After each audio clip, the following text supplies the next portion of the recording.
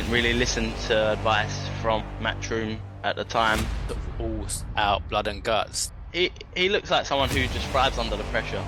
If you like that sort of Mayweather style, like hit and not get hit, Most of the money's at the top.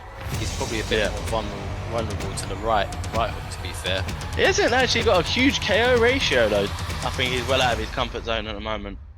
Welcome to another episode of Bloodlust Boxing. I'm Baz. I'm Sav. And on today's show, we're going to be talking about the main fight card on the weekend for Matchroom. Sonny Should be a good one, Edwards. Sav. Yeah. Yeah. We've got Sonny Edwards fighting, haven't we? Yep, Sonny Edwards versus Andres Campos. Johnny Fisher! Bosh! The Bosch army is turning up in Wembley. In all, it should be a good night of boxing, Sav. What are your first thoughts? Yeah, hopefully we should be there on the weekend, thanks to a hookup. Cheers. Well, You know who you are. should be a good fight. It's what he's been waiting for, isn't it, Sonny Edwards? He's waited a long time to get this platform. He's wanted to join Matchroom for a very long time. He's not hidden his desire to be with Eddie Hearn. He looks like the kid who's just like got to Christmas, run downstairs, look down, and all the presents are there. So yeah, he's been in his element the last week or so. He's like the guy's 27, but he always just looks like a kid, doesn't he? Like you just think of him as that little that. You don't want to start nothing with Sonny Edwards. Nah. The way he goes off on people on Twitter, I don't want to be starting no beef, but yeah, you're saying it in a happy way, like, you know. Yeah, man. He's happy. He's happy go Impression. lucky, isn't it? He's always excitable. He's got a lot of energy. Yeah, I think I think he's always said himself he's got a little bit of ADHD. He's like, you know, constantly like on the go. 100 miles an hour. As I said, he's been waiting for this big platform, going to be on the zone. What do you reckon happens? It's right in Campos. I think it can only really go one way. He's in a class of his own at the moment. I think He's been avoided for a long time. At least that's what he's been saying. And to be fair, it does look like he's been avoided. Yeah. He hasn't actually got a huge KO ratio though, to be honest. No, Only 4 KOs to his name, if I'm saying that right. That's only 4 really KOs? negative. The knockout power isn't quite there. And the thing is, that's the same really for the featherweights in general. To be fair, you tend to get that power as you go up the divisions. But I think that is one of the weaknesses that Sonny Edwards got. He hasn't quite got that power. But to be fair though, if he's got that technical ability, it shouldn't really matter, should it? No, it all depends what you like, really. If you like that sort of Mayweather style, like hit and not get hit, which boxing purists generally like, then you enjoy it watching him. Which I like watching his fights. But if you want sort of all out blood and guts, then you're not necessarily gonna get that with a Sonny Edwards fight, because he generally tends to avoid getting hurt in fights, and when he wins his fights, generally on points. So You think this one's gonna go to points? I'm not sure. So there's something in Campos I've seen. He likes to target the body. He's quite heavy-handed when he does throw, but again, he hasn't quite got that KO power. But you can see it does take a toll on these fighters he fights against. He just wears them down. Yeah, but as I said, he likes to start fast, Campos. He'll target the body and the head. He's got a good left hook. Something that I was watching in terms of the stance that Sonny Edwards has, he's probably a bit more vulnerable to the right hook, to be fair, rather than the left. So, and the uppercut. Yeah, Campos has got good punch variation. How have you seen it in this week, in fight week? Because it tells a lot, really, what happens, like the sort of demeanor in fight week, how the fight's going to go. Sometimes it gives you a good sort of insight. Campos he's a bit like he's deer in out of headlights. the string at the moment. Yeah, I think he's well out of his comfort zone at the moment. All the press is definitely put a lot of pressure on him. He's got like more bags under his eyes than me. I don't know. I'd be interested to know when they got to the UK, because I feel like they've left it late. They haven't really come early on. Give them enough time to acclimatise. And it's a shame, really, because I think this isn't really the step up you want for Campos. This is quite a big step up for him. Yeah. And you don't really want to be doing it against one of the best in the division. So it could be a case of he has this fight, loses, and goes on to do better things later on. It's just whether it kills his momentum. You just think he hasn't had the stages. No, he hasn't gone through the stages to get to this enough point. prep. Yeah, Mm. And they're similar sort of ages. Sonny Edwards is a little bit older. I think it's 27, and Campos is around 25. And face to face, he was starting to get to him a bit as well. I'm not a big fan of the the smacking the hat off or whatever it was. I don't know. He's But trying to sell the fight, and he's trying to he sell needs to it. sell the fight. He needs to sell the fight. And Yeah, fair yeah, enough. yeah. He's doing his best to sell the fight. So Do you think what do you think it's warranted not having so much press and like it's hard to say it, like like how heavyweights they get all the glory, don't they? yeah. Do you think it's warranted that that's the case? These lower weight fighters, Yeah. Weight you classes. got to Yeah. feel a little bit bad for them because most of the money's at the top, but Yeah. they can be top of their division and they're still not earning crazy bucks. Like, Yeah, I think when you look at Cole Frampton, there was a lot of buzz around him, obviously, and he had the Irish following. In general, it tends to be the heavyweights, which sort of you really got to have a bit of personality in you to stand out. I feel like. yeah. I think his brother actually, Charlie Edwards, was starting to build up a bit of a following, and then he lost to Martinez. And Charlie Edwards, I think he boxed a couple of fights on the Matchroom cards. It's a weird one, like it's a really weird one because he was part of Matchroom. I don't know whether they had like an official contract or what, but he lost his fight. It was either just after COVID or just before COVID, and he sort of disappeared. And it is kind of.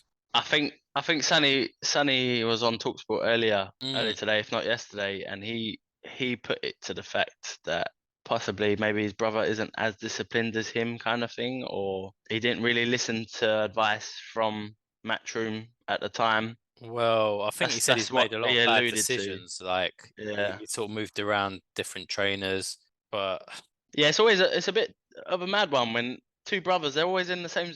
If they're in the same sport, you got that rivalry, haven't you? Yeah, I mean, like me and you, like obviously. When you was little, we used to beat you up, and then you got bigger, and then we stopped growing, and you just kept carried growing. On. I just kept going. That's when we stopped picking on you. So yeah, but you're always gonna have that little bit of like competingness, rivalry between you. Yeah, it's a weird one though. I think Sonny Edwards has said it's for him to get a bit of hype, but I don't know. I don't know what's going on there. That's a bit of a weird one for me, to be honest. But yeah, what do you reckon happens on the night? Do you think it's a win to Sonny Edwards or? Yeah, I think Sonny Edwards is going to cruise through. I think it will go to a points decision. I can't really see him stopping him. If he does, it'll be in the latter rounds. Do you think this week's been a bit of a distraction for him? He's been doing a lot of interviews, a lot of press. He looks like someone who just thrives under the pressure. For me, I don't think it will affect him. You're if right. Anything, I think it'll help him. Yeah, the way he goes up on Twitter, as I said, like I don't know how he does it. Like it's just like he's always battling someone. He still manages to stay composed in the ring. Yeah, I don't want to call anything this week. I've had a few shady decisions this week. I'm just gonna enjoy the fight. It should be a Sonny Edwards win. It's just whether a case of it goes to points or not. Campos has got the ability to surprise us, but it's just, again, I said I don't think he's had those levels in between. So yeah. But he does start fast, Campos. That's what I'm going to say. Yeah. If he doesn't settle down quickly, you never know. You never know. Got a good jab. But yeah, on the rest of the card, as we said, Johnny Fisher is fighting again, taking another step up. He's obviously got that cult following. Bosh. And then obviously Chev Clarke as well. Chev Clarke in the cruiserweight division. Big Chev. Yeah, what do you reckon about Chev? Do you think he can make a mark on the cruiserweight division? We obviously were fans of him. Yeah, he's a gooner, isn't he? He's a gooner, yeah. So we actually got the pleasure of meeting him as well at the Boazzi fight, didn't we? Yeah, we did. Yeah. He gave us a lot of time during that. Got respect for him. No, I like his fighting style. He's obviously showed in his last fight. He's got heart as well. He had a few victory problems at the start. Yeah. Good stoppage. And he pulled through. So you can always tell about a fighter when they've had a little bit of adversity. If they bite down on a gum shield and get through it, then they can go far. And I think that about him, to be honest. I mean, the cruiserweight division's not crazy in terms of like talent I would say in The cruiserweight division always gets a lot of. It's a bit of a funny one. Yeah, it gets kicks, but I think in the UK it's been doing really well. Like, Yeah. obviously you had the Okoli fight versus Chris Billam-Smith, and it didn't really take off. I thought that was going to be the fight which sort of, pushes Okoli up there. Although I did say, be careful about that left hook, and that's what knocked him down. Get out of here, man. No, Get out of here. check the video. Check the video. I said that left hook. Be careful of the left hook. And then I'm pretty sure I called Billam-Smith winning the fight. Shane Muguin said that's what they were going to target afterwards. They said they were practicing that left hook all the time. Before, they obviously didn't say anything on camera beforehand, but yeah, I did think Okoli would get through and win. But yeah, you got that one spot on there. You did say Billam-Smith, so well done there. I'm not going to take the limelight away. But yeah, I don't know. You got Riatpur as well. You got Jaya Pataya from Australia. Yeah, do you think he's got the ability to mix it with them though? I think it's a bit early to tell at the moment. I mean, he's still only had about 4 fights? Professional ones. Yeah, he's got a good amateur record, obviously. He has. But he's building from what in the right way, isn't he? He is. But the only problem is he hasn't really got a lot of time himself either. He's 32, Chev. Is he 32? He's 32, mate. Wow. And he's not the biggest, like tallest heavyweight. He doesn't look it, does it? He's 5'11" and a half. Cruiserweight, yeah. When I look at him, he doesn't. When you see sort of Riatpur and them lot, they're huge. Big guys, man. They're big guys. Yeah, like they jump up. So yeah, it's a tricky one, isn't it? Yeah. I mean, I have a feeling, to be honest, them guys are gonna jump up to heavyweight at some point. Yeah, the only really good thing I guess that will work for him is hopefully he's not sort of cutting down weight to make the cruiserweight limit.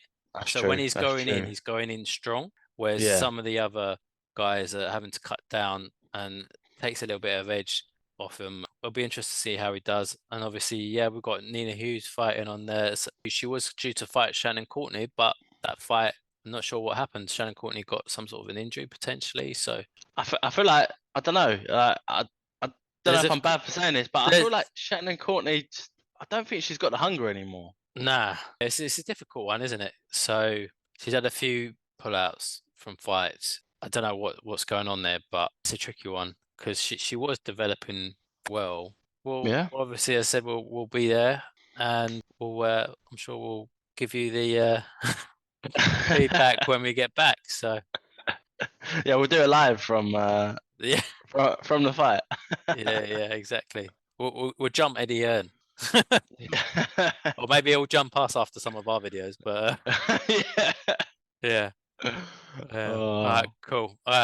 Anyway, hit that like button and subscribe. Thanks for watching.